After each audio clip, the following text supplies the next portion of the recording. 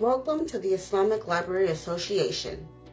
We are dedicated to showcasing Muslims' rich contributions to literature and society while advocating for accurate representation and equity in libraries.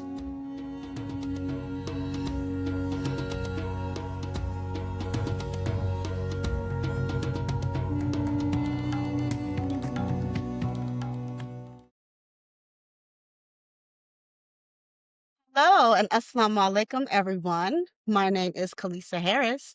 I am a librarian and the founder and president of the Islamic Library Association, which advocates for the equitable representation of Islamic faith-based literature. We also highlight the contributions that Muslims make within the literary landscape. We want to thank you for tuning in to our conversation. Today, we are here with Rebecca Hankins, who is a professor and a certified archivist, receiving her terminal degree from Louisiana State University. She has been at Texas A&M University since 2003 and is housed in the Department of Global Languages and Cultures in the College of Arts and Sciences. She researches and teaches courses in Africana and religious studies with an affiliated status in women's and gender studies. In December of 2016, U.S. President Barack Obama appointed her to the National Historical Publications and Records Commission of the National Archives and Records Administration. She has presented widely on topics including Islam, social justice, and equity. Her publications have appeared in science fiction, libraries and archives, other peer-reviewed journals, and book chapters. She has also presented nationally and internationally. Assalamu alaikum. Wow. Salam, salam. So nice Thank you to so be much, Professor Hankins, for being with us on this beautiful day. How are you here. doing today? Oh, it's nice. It's too hot in Texas. Got it. Got it. I understand that completely. Mhm. After going over your bio, it is very clear that your career has touched so many communities through teaching, scholarship, and even national service. So, my first question for you today is what inspired you to become an archivist? Oh, that's a really loaded question in many ways because, to be honest, there was nothing that really inspired me. I was looking for a job. I was living in New Orleans, Louisiana. I had just finished a program with the Urban League to teach business skills. And so, after I had finished the program, they part of the program was help you find a job.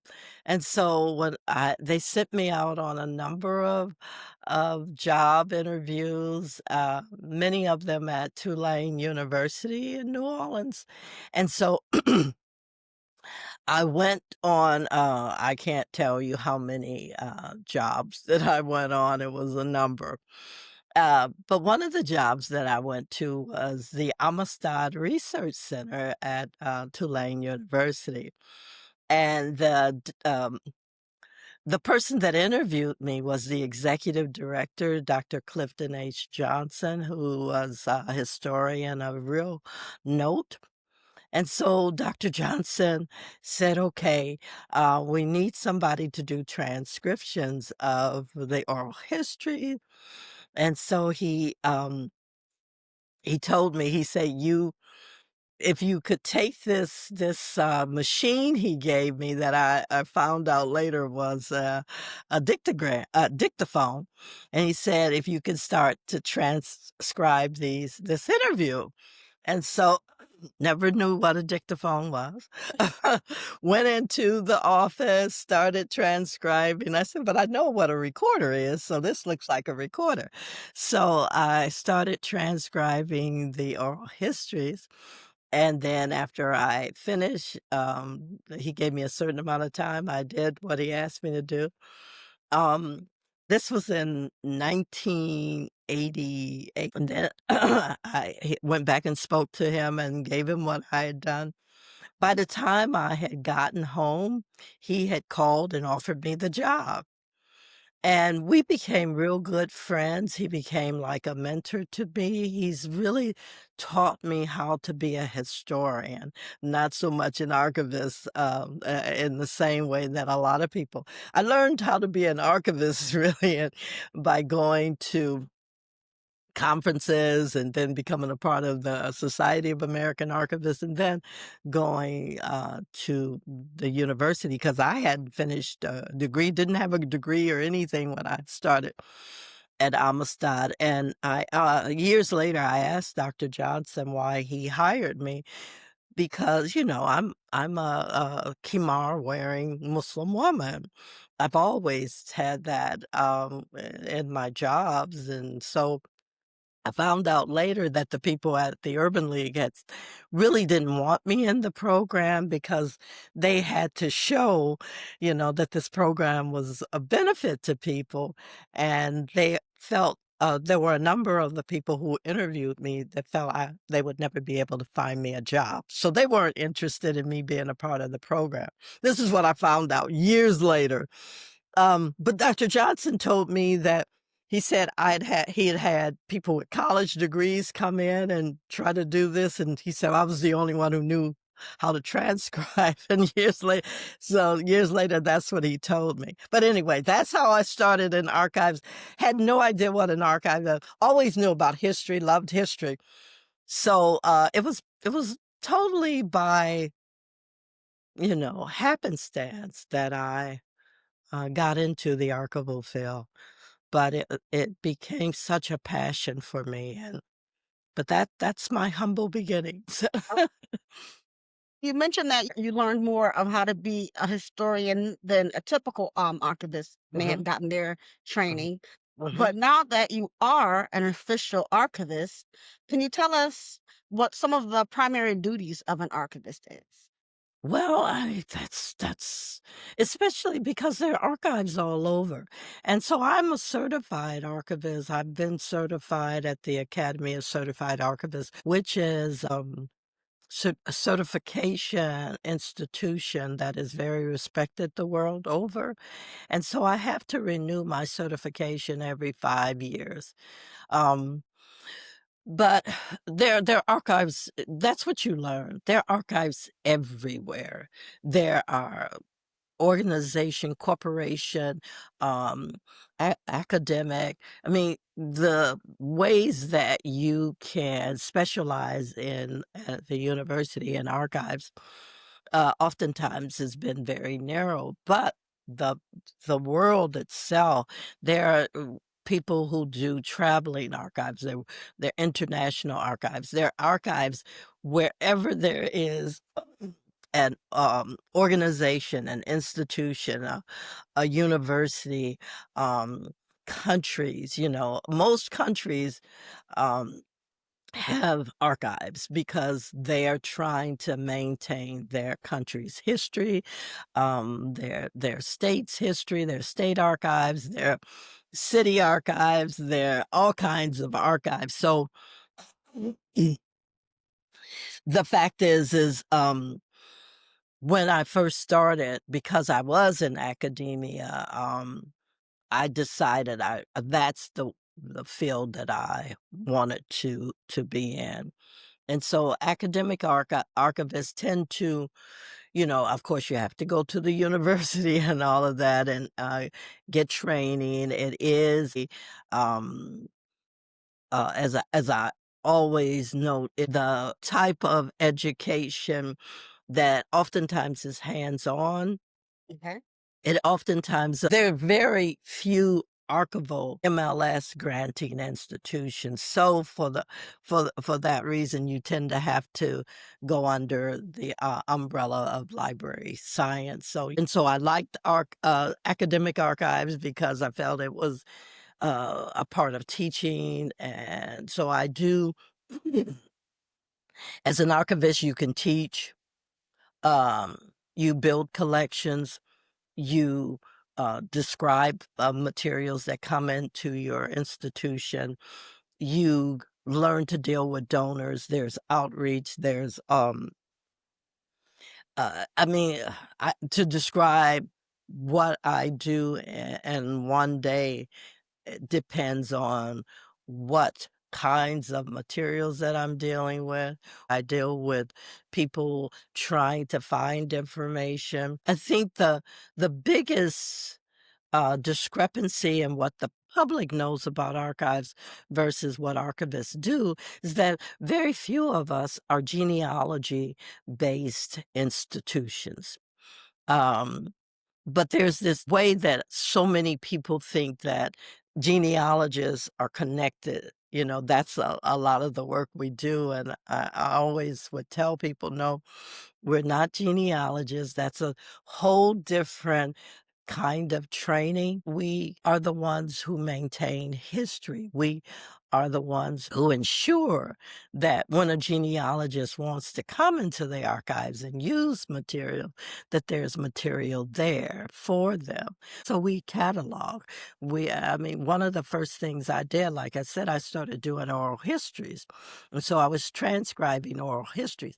And then I would have to find, like, if the person was saying names of individuals or institutions or organizations, I had to do research and find out who those was, because if I'm going to do a description of the archives, I need to know who are these people. So a lot of the work we do is research based.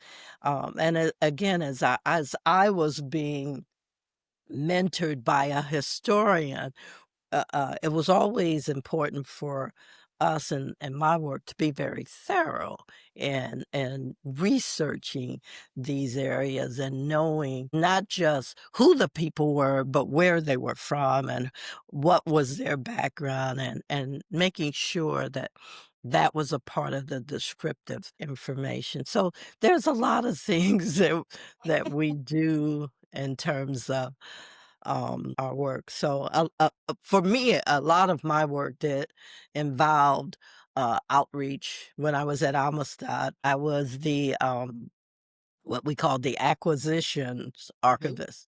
And I was, head of that, and that was people who go out there and talk to people about their papers or their institutions and you know, make a determination and see if they are interested in donating. Most of the archives are donated. Very few are purchased. Now, there are institutions like the, University of Texas at Austin that has a reputation for buying collections, Harvard, you know, those institutions that have money.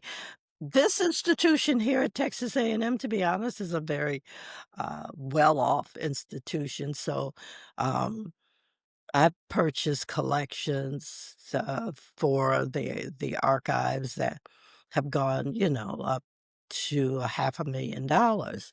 Um, there are other collections that, you know, we've purchased that are even more than that.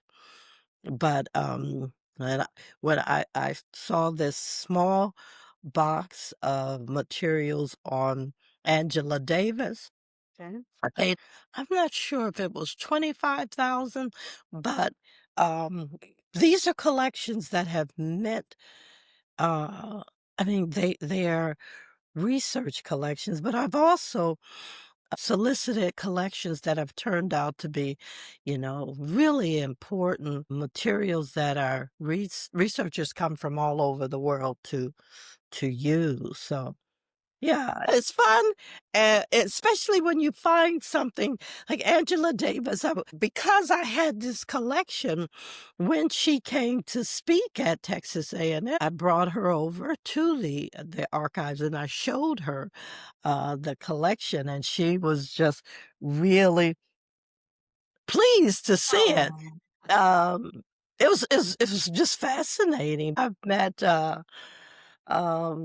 Angela Bassett, you know, these are Hollywood people have come to the archives to see things, but I've also met Such amazing scholars. I was just talking to somebody recently about Ali Mazrui, Dr. Ali Mazrui, who's an amazing economist and historian in his own right, before he passed. And so, you get a chance to meet these giants in the world. And so it makes it, you see the value of what you do when you see a family that comes in and finally discovers audio, uh, uh, oral history of a family member that they had never heard their voice or something.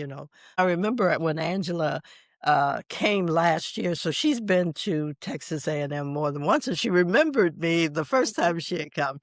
And so the second time she came last year, they asked me to be the moderator for a conversation with her, and it was just an amazing opportunity to have that one-on-one conversation with her, and it was close to 750 thou 50 no, 750 people who were in Wow. the Okay. audience, and she came over to Cushing where I used to work, and they put on as an exhibit for her and using some of the things that I had purchased. And she was it was like, "Oh, I haven't seen this document in so long." So that is so rewarding when she sees something that she didn't know was still there and, "Oh, I didn't know." She was just so impressed with what she saw. Well, you're talking about the impact that you feel, Mhm. um, Mhm. to be able to preserve knowledge, not just for today, but for Mhm. generations to come. Yeah. With that, do you ever feel a sense of responsibility, or even pressure in deciding what gets preserved? Well, no, not so much pressure. I mean, there's always political pressure. When I was at the University of Arizona, we had the paper a senator. Sometimes, they want to interfere in Mhm. what you're doing. At that time, I was working with the Senator Dennis DeConcini, and it was very interesting, that sometimes they put demands on you what they want. But, for the most part, it has always been important for me as an archivist, um, to represent, as many communities that I saw were marginalized. One of the largest collections I got at Texas A&M was an LGBTQ collection that is still one of the largest collections that we have at Cushing, and I still am in touch with the donor. And this collection is both national and international.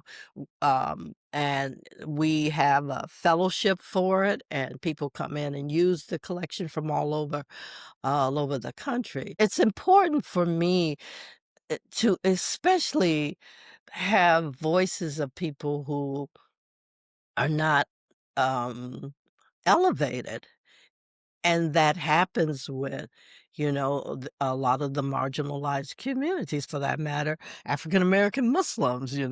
One Mhm. of the first things I did was to start building, um, a collection of that related to African American Muslims. So, I'm always looking for marginalized communities to see how I can, um, be, an advocate for their works and to make sure that they are represented in our collections. I mean, these are communities that are under attack constantly.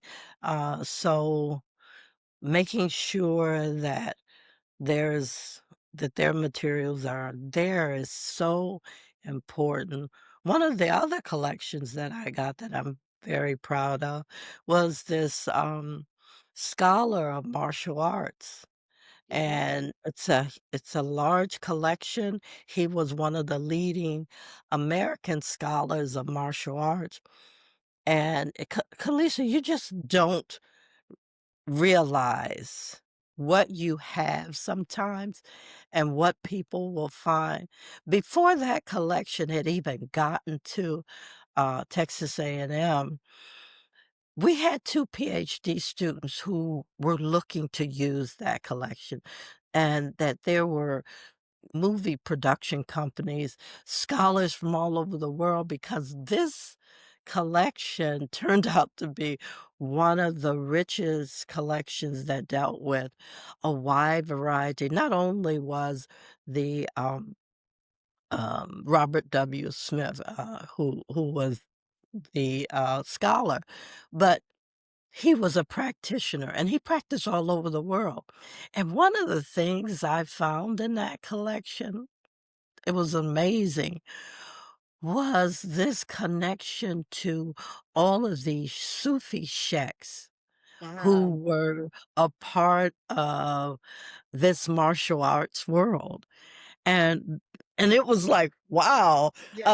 'cause, and to find that those materials in this martial arts collection that most people would just shrug off. Yeah. And not only that, Ray Bradbury, who is considered one of the fathers of, science fiction, there were interviews with him in there. So you just never know Mhm. the richness, of these collections that you get. I was able to partner with the, Chinese, professors on campus because they started finding material in there that they used. These scholars who Mhm. were all over the world that, Robert Smith was engaged with. He was a CIA agent. This man was also, I mean, he traveled all over the world, and he practiced a form of martial arts that is considered one of the really respected, schools, and he wrote all of these, New York Times reviews, and that's how he was able to meet all of these people. Just with this collection, you would assume that, who's interested? That collection has been used by people from all over the world, so you never know. To hear about how your faith Mhm, impacts your work. So, in what ways has being a Muslim shaped how you approach your work as an archivist? mhm. I think more than anything, there of course, there's this whole misunderstanding of who Muslims are, and so one of the presentations I used to give, I called, Muslim Woman Faculty. It was one other thing I would say, and I said, "Really?" A lot of the other faculty would ask me to come and talk about, Islam and all of that, and I would go to these classes. First thing I would always ask them is, "When you think of Islam, how many of you think of me? How many of you see, Islam as something African Americans?" I mean, I can't tell you how many times people run up on me. I'm on a very, Christian religious, campus at Texas A&M, and people always running up on you trying to, proselytize or something. They always say, "Where are you from?" So I always turn it back on them. I said, "Oh, I'm from Michigan. Where are you from?" Because they really wanna say, "Well, where are your people from?" Mhm. And Where I you said, really "Oh, from? I'm from," Where your yeah, parents from? yeah, yes, and I always say, "Oh, I'm from Georgia," or, and I would always, and I saw, and then I would always say, "Well, where are you from? Where are your parents from?" Yeah, would And like to know. yeah. So I would do this presentation, and that would be the first thing I would ask, when you see when you hear the word Muslim, what do you think of? Do you ever picture someone that looks like me? And invariably it always say, absolutely not. Mhm, Their understanding of who is Muslim and so that is always a part of my identity that I go into mhm. room, and I can tell you, I can't I mean, I can't tell you the number of times, and you probably, if you're, on the front lines, as you say, in Mm, public libraries, mhm. where people I mean, I've helped so many people, online or on the phone or anything, and I remember when I was at Amistad, and the people came, they brought me flowers, because they wanted to thank me for helping them, and I think they were just shocked to see Oh, they me. didn't see you. No, So no, all no, this they time didn't. you were helping online Yeah, over the I was phone? helping them online or over the phone, and they wanted to come and thank me and bring me something, so That's it was like hilarious. it is, it was like, the wheels turning, I was, "Oh, They were really?" confused. So, I see myself absolutely as an ambassador for Islam, and I'm not a wallflower. I'm always very vocal, always very much out there, and to be honest, that was not who I was as a young person. It is Islam that has given me a voice and a Mm, language and a way of presenting and talking, just painfully shy, so, mhm, you know, that just was not me, so I think it has been Islam that has just given me that ability to really talk and to be out there. And yeah, I get a lot of backlash because I'm mhm, I've always been very vocal as a Muslim. That's how I show up. I show up as myself. Um, most people on campus know me, some in good ways and others not so mm, much because, I'm ready to stir the pot. So to speak. Like I was telling my department chair, because we're going through all kinds of nonsense here at Texas A&M, and I told her, I said, I can't hide. I yes, said, I'm a Black Muslim woman on this campus. When I teach, that's who I am when I'm in the classroom.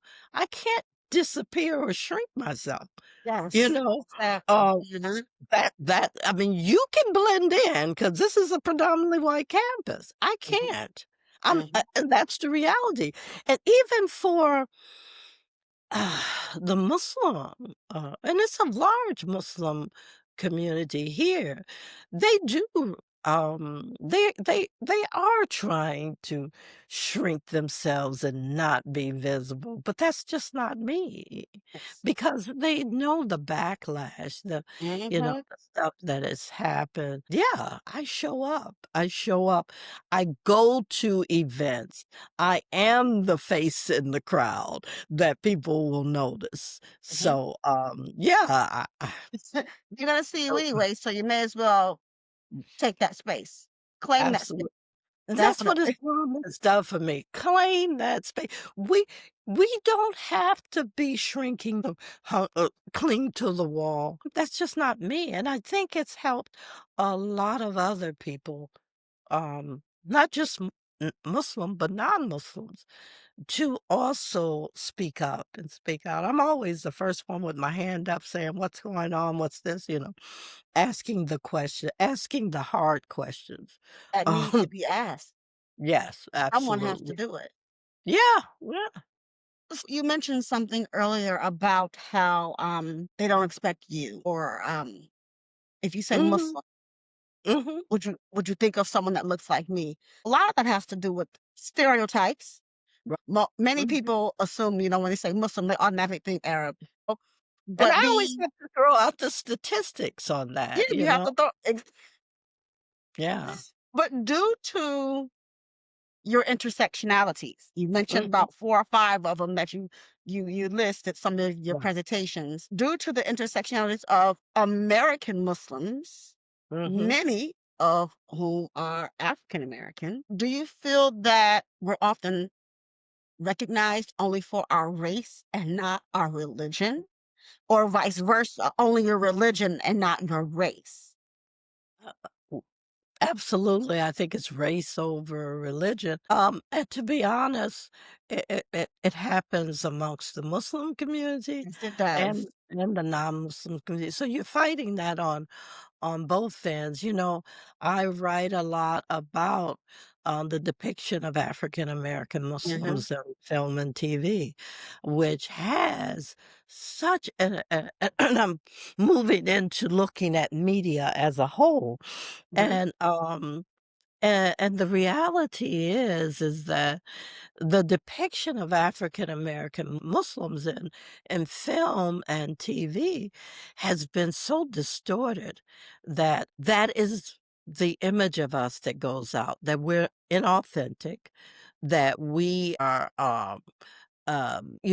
only there as props. We have very little to do with, Islam, you know, and it's unfortunate that you have this narrative around Muslims, that Black Muslim people, that you're constantly having to deal with that. Like I said, I'm always asking, and even for my students, I think they're like, "Who is this person?" right, Um, because they've never encountered. I taught this class on African American Muslims, for religious studies, and, it wasn't a large class. That's been the other issue. I've tried to do like I wanted to teach a class on global religions, African global religions, and I could not get people to sign up for it, but I taught this class on African American Muslims, and I had a class of 7 students, but there were Africans in there who had never, their understanding of African American Muslims, was Malcolm X, of course, but Malcolm before, Malcolm with the Nation, not afterward. oh, okay. Well, Caffeine and it was so fascinating because they told me afterwards, a lot of the students, that they had never, they just had never made that association. And so I talked to them about, we read Ali Mazroui's work, we look at, a number of the other scholars, what's his name who ran on the Green Party? Rudolph Ware's work, where Dr. Ware talks about how Africa is the only majority Muslim continent there, and that there are more African Muslims. I mean, Mazrui said this years ago. There are more African Muslims that speak Arabic than Arab Muslims. So, you know that there are more African Muslims in West Africa than there are in, there are more African Muslims in Nigeria than Egypt. There's this, more Muslims in places like Senegal than there are in Syria. I mean, this whole notion that there are narrative. that all Muslims are Arabs is a fantasy of the really the media, Right. and film and TV. These are the messages they've been throwing out for years, and so you just are constantly battling that stereotype of Mhm. who Muslims are, that there are more Muslims in China than, than Arabs in the world, and I always tell people, I said, the majority of the Arabs in the US are Christians, they're not Muslim. So, as somebody who was born and raised in Michigan, I know this. Right. I knew Likewise, I people was would born and always, raised in Michigan too. yeah, you always heard Dearborn, Dearborn, Dearborn, Mhm. and the thing is that, um those Muslims in Dearborn were, not just Arab Muslims. As a matter of fact, the majority of them when I was there were Christian.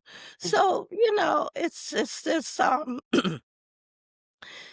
this misunderstanding. Now there are a lot more Arab Muslims because you've got, all of the immigrants that have come in there, but a lot of the Syrians, the Chaldeans tell you in a minute, we're not Muslim. Okay. But, yeah, so, yeah, Yeah, I what we I deal think with is constant. yeah. So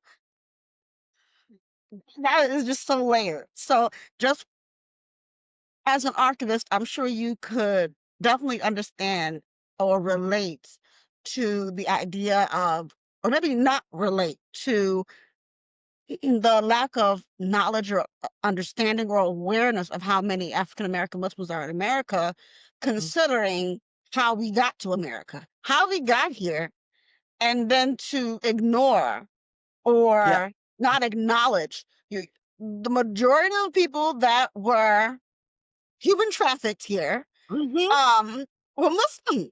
Mm, You can yeah. have your religion but not your race. Right, right. So I mean, obviously, that's in Mhm. layers as well, but I'm just Yeah. saying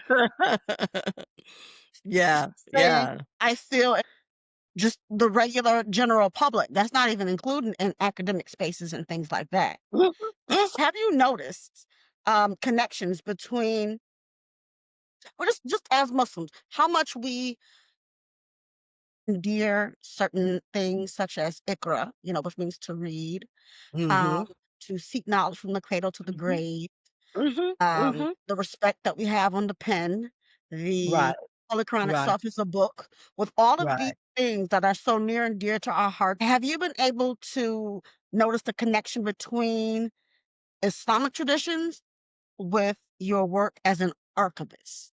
Mhm. Well, and that's the thing because like I said, I do a lot of work, around the whole idea of especially dealing with African American Muslims and the lack of, acknowledgement and the problems that we have. And I always think of that film, it's called The Book of Names. Have you seen that before? It's Mm-mm, about this Black woman who was enslaved in the Americas, and she was, because she was literate, that helped her to not have to deal with some of the horrors of slavery. mhm, But, what is the least known about and this is a real person, was that her family was Muslim, she was taught to read and write, and this is the issue for that what happened with a lot of the Muslims that they brought over here because they were literate, they were pretty much given a status, but that status came back to bite the hands of those enslavers because so many of them were literate, had read the Quran, knew their history, knew what the Quran says about oppression and all of that, that so many of the insurrections that took place on plantations were led by Muslims, whether that was in North America or in Cuba or mhm, even Brazil and some of the plantations there. And so many of the Muslims that were, trafficked here mhm, in America in the slave trade were literate, and that literacy was something that, for Muslims on the continent, that was, something that was required of us, to seek knowledge, to learn. So these were people who were knowledgeable, who were educated, and you saw that even with the, enslaved, population, which is why after a certain amount of time so there is, disputes about the number of Muslims who were enslaved in the Americas. Initially, a lot of the, uh, people trafficked from the continent were from West Africa, but because these people were literate, they knew history. They knew what Quran said about oppression. They were troublemakers. And Yes. so you had, um the slave owners basically saying, "Stop getting them from those Muslims. Stop taking them from those West African." So there is dispute of the number. Some people say there were only maybe 10% to 15% of those trafficked were Muslims because they stopped taking them from certain places because they were so troublesome. They Mhm. started 'Cause they were rebellion. illiterate. Yeah, because they were literate. And so you have that happening at this time, at that time. So literacy and was widespread in the Muslim diaspora. That was a part of what we were told to do to seek knowledge. So yeah, it's always been something that we all know, that you seek knowledge from the cradle to the grave. You go seek knowledge, what's to say, even if it's in China, The and world that is yeah, and some of the leading scholars in the world have come from China. Who were Muslim. One of the greatest explorer was this admiral of the Chinese fleet who was Muslim. There are statues in China to this man, and he traveled. They believe he came to North American shores long before Columbus. So when they talk about they came before Columbus, those were Muslims. They were all over the African continent. That's why you can go there to this day and see Chinese African Muslims. mhm. So yeah, I think that has been a value within the Muslim community. It's an edict that we all must seek knowledge. Try to speak of often, and the enslaved people knew how to read Mhm. because otherwise, why would you make a law saying that Right. can't read and No, write? re yeah, yeah, Like, don't teach. there's no need to make a law if they weren't reading Mhm. and writing. Right. Right. Yeah, yeah. So that's the because if you keep people ignorant, and as we see even to this day, if you keep people ignorant, they're easier to lead. They're easier to deal with, because they don't know, and I do believe that the imposition of Christianity on a lot of these, enslaved people was because of that. So I can mold you into whoever I want you to be because you can't read. I can Mhm. tell you whatever I want to tell you, you know? So how do you see your work contributing to the larger story of the Muslim presence and contributions in society, specifically, though, in archival type work? Yeah. Well, like I said, because it's so important to me to document this diverse, pluralistic, because they don't like the word diverse. So I started to, I used to always use that term that we're in a pluralistic society that needs everyone to be documented and everyone to be acknowledged. And so that has always been a part of my, um, of the work that I do. It's always been important to represent the entirety of the American population.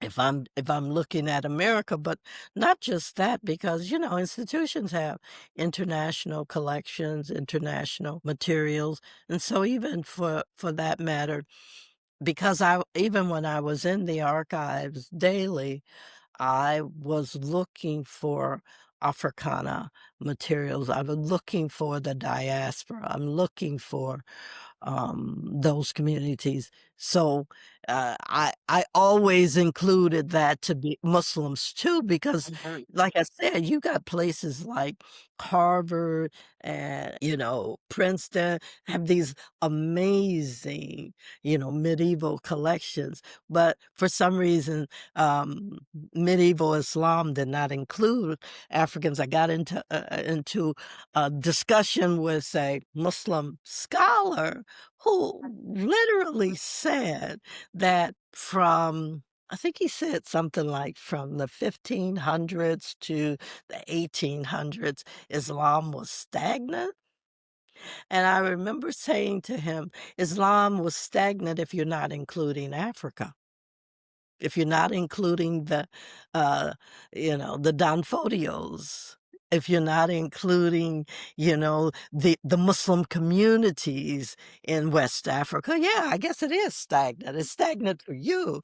And it's this way of erasing Muslims who were doing amazing things for for decades, and I mean for centuries, by saying that Islam was stagnant because it wasn't coming from Iraq, or it wasn't coming from Syria, or it wasn't coming. Uh, Come on now, Wow. broaden Yes. your world. Yes. And I I mean, remember Imam Zaid was on the stage when I brought that up, and he looked and he said, "She's right. You're oh absolutely goodness. Oh my right." goodness. I mean, but Mhm. that's still current today. Mhm, mhm. We're Yeah. not being acknowledged is also a form of Mhm. removing. Yeah. 100 years from now, are they going to be talking about the contribution that you make as a Muslim Mhm. archivist? Are they talking Mm, about the contribution that I exactly. make as a Muslim librarian? You know, Mhm. we're obviously here. We're Right. here. We're doing this work, and Mhm. we're layered with all of Yeah. our intersectionalities, Yeah. and to not Yeah. acknowledge To not what we acknowledge that. do, yes, Mhm. is a And form of and I was removal. talking to, I was a part of this panel where, there were a number of us on this panel, and Dr. Sylvia Chan Malik was on there. Sylvia has done this book on African American Muslim women out of Detroit. And I remember talking to Sylvia about this, and I was saying, I know so many people. I'm from that area, asking her, well, did you look at this? Did you look at that? But I remember Sylvia saying something. She said, look, the reality is that there are so many of our stories that are not being told. We could Mhm. do 100 books. But she said, The real issue for us is that they're not acknowledging African American Muslims at all. Mhm. We wanna tell these stories, but they keep going back to these people who these, medieval figures who they've totally erased. When the Prophet ﷺ, where did he first go to? He went to the continent. There are tons of people these are black people, Still on. yeah. So, there are so many, even in, she was telling me about, Edward Said, and I always quote from Edward Said, where he talks about the different Islams that are out there, that you cannot say this is Islam, because Islam is made up, of so many different stories. But the real sadness about Edward Said is he never acknowledged the Black Muslim community. As a matter of fact, he talked all around them as if they weren't even there. And he even said they're not even there. Edward Said, as amazing as a scholar as he was not Muslim. So, of course, he's not going to recognize, he's not going to see Black people in there.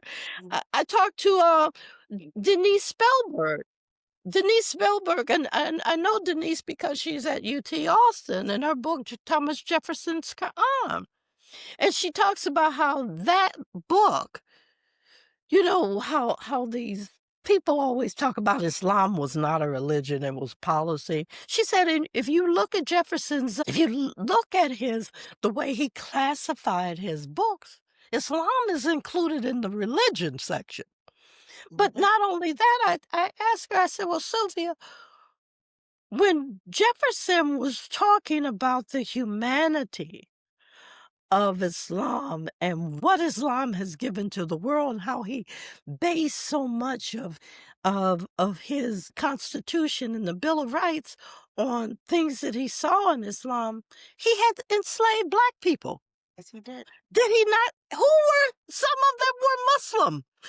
But that humanity Mhm. has always been dismissed. I said, "Didn't he did there was no recognition of that, that you talking about his how Islam is this amazing thing, and that Jefferson had wonderful things to say about Islam, but you also had enslaved Black people who were Muslim.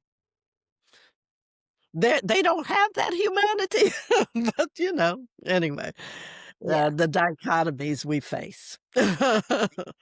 So you've and I mean, you've gone into detail on many things, and I'm sure we could dive a whole lot deeper.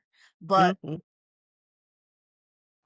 based upon your experiences as an African American Muslim woman with a full career, uh, and just countless contributions to society as a whole, do you have any advice that you would like to give for an upcoming or even a seasoned archivist who is passionate about knowledge and preservation?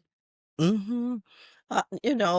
My advice to everybody, whether they are students, faculty, administrators, Muslim, non-Muslim, people all over is get out of your comfort zone.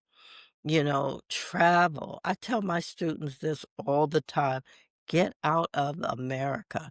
But if you want to stay in America, travel around America. Don't just stay in your bubble.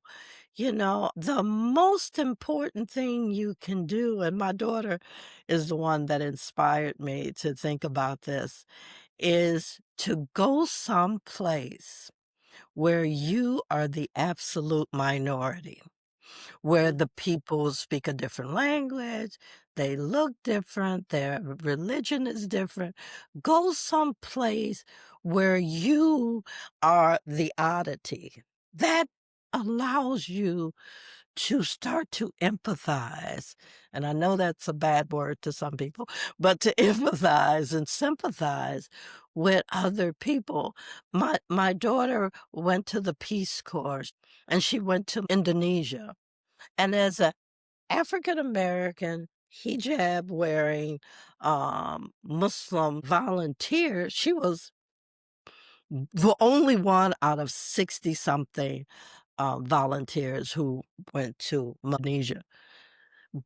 But she was a Muslim. So she was a part of the majority. She talks about how she said it was just the most revealing thing to her to be in a place where she was automatically assumed to be the preferred part of the community. And to be there and to not have, to have everything built around your identity as a Muslim, it was amazing. She said, because living in America, everything is around Christianity and, what they're doing and their holidays and their events and that that has a profound impact on how you start to see what it's like to be a part of the majority. Being in Africa, being in Senegal where, everybody you're just another person. They don't know, that you may be American. You are a Black Muslim person in Senegal. You are the majority. That's Mhm. incredible. When she was in the Gambia, that's a Black Muslim majority. How do you deal with being in the majority when you're always a minority within a minority here Mm, in America? definitely. So I tell people that all the time. And my daughter always says, people would always say, "What do you miss about, not being at home?" She said, strange enough, she said, "I miss being, that person who," she said, well, no, they asked, "Well, what will you not miss about America?" She said, I won't miss that being a minority within a population," she said, "because in Indonesia, I'm a part of the majority." And Mm, she would see how her other volunteers, had to navigate that mhm, because, with their white privilege and their other privileges mhm. of having, It wasn't they it had wasn't too to privileged you conform. there. Yeah, they had to conform to a whole different society. So it was a struggle for them to so that's my advice to everybody. There are international organizations. I've been to I've done a archival fellowship in Jordan. That was amazing, just being in a Muslim country where, there are Muslims all around. Always remember how the State Department would send out notices to us, "Don't go out on Friday," Oh, because there may be protesting. "Don't be out there during Juma." And I was like, "Wait a minute, you're not talking to me. I'm gonna be out there on going out Juma." there. I know. Yeah. So, these are the things that you just never think about when Mhm. you are in the minority within a population. We would have Fridays off, and I remember the woman who was head of, the institution that I was at, ACORP. She would just get a little frustrated by them being off on Fridays every week, because in America, that's a work day. Mhm, mhm. Wow. Yeah, so anyway, but that's the kind of advice that I would encourage people Well, to I get think that out that of. is um, definitely a profound idea or yeah. suggestion. Uh, Mhm. that's for everyone. So that means, if you're a minority, go into a majority, and even if you're a majority, go to where you're a minority. You're Yeah, either yeah. way, cross over, and like you Mhm. said, allow yourself to be more empathetic and sympathetic, which is what's ultimately needed for community cohesion. Everyone doesn't Yeah. have to be exactly alike. When there's an Yeah. understanding simply on the basis of being human and Yes. the Yeah. humanness in people, then Yeah. I think that would really help out a lot. Um, Mhm. but I definitely hope that you can Yeah, man. to continue just having such an enlightening role, uh, Mm, such an thank amazing you. position. Is there Thank you. anything else that you'd like to add? I just will tell people, I sincerely mean there are all kinds of opportunities. I've done library fellowships, I've done archival fellowships around the world.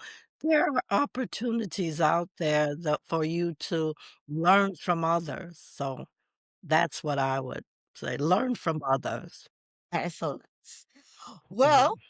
Professor Hankins, thank you so, so much for sharing your journey, your wisdom, and your insights with us today. It has been such an honor to hear about the experiences that have shaped you as a Muslim archivist, scholar, and leader. Your work continues to inspire anyone who is committed to equity and representation within the librarian field. We are so grateful to have you as guest in this series as we look forward to building on the foundation that you've set through your example. Thank you again, and Thank you. thank you to everyone who has joined us for this conversation. All right. Thank you so much. I appreciate it. You're welcome. Assalamu alaikum. Wa alaikum salam wa rahmatullah. Mhm. Uh, Join the Islamic Library Association, and together we can shape a more inclusive future for literature.